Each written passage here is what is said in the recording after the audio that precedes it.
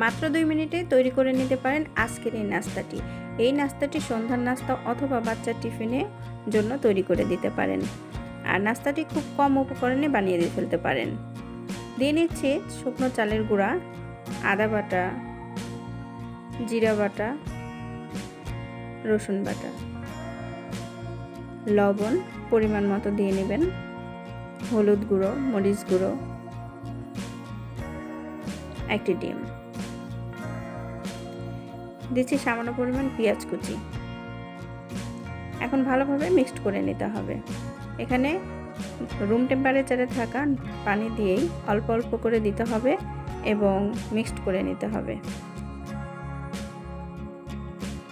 আর ব্যাটারটা তৈরি করতে হবে খুবই পাতলা একটি ব্যাটার। যদি খুব ঘন একটি ব্যাটার হয় তবে আপনার পিঠাটা ভালো আসবে না। এখন চলে যাব চুলার কাছে। তো আমি আগে থেকেই একটি প্যান বসিয়ে দিয়েছিলাম এবং প্যানে কিছু পরিমাণ ব্যাটার ঢেলে দিয়ে সাথে সাথে এটা নাড়িয়ে নিলাম এবং ঠিক 3 সেকেন্ড ওয়েট করার পরে আমি উপর দিয়ে দিচ্ছি তেল এবং পিঠাটা যখন হয়ে আসবে তখন কড়াই থেকে আপনা আপনি ছড়িয়ে আসবে। আপনাকে জাস্ট 5 সেকেন্ড ওয়েট করতে হবে।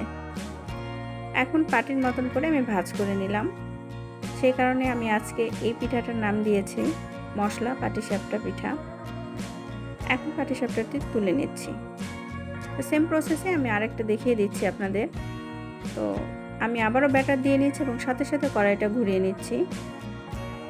এক সাইড আমার ফাঁকা হয়ে গেছিলো, তারপরে কিছুটা পরিমাণ ব্যাটার দিয়ে আবার কড়াইটা ঘুরিয়ে নিলাম। এখন আবারও উপর দিয়ে দিচ্ছি সয়াবিন তেল।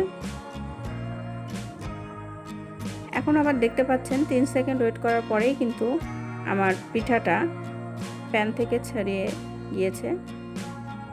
এখন আবারও আমি ভাঁজ করে নিলাম।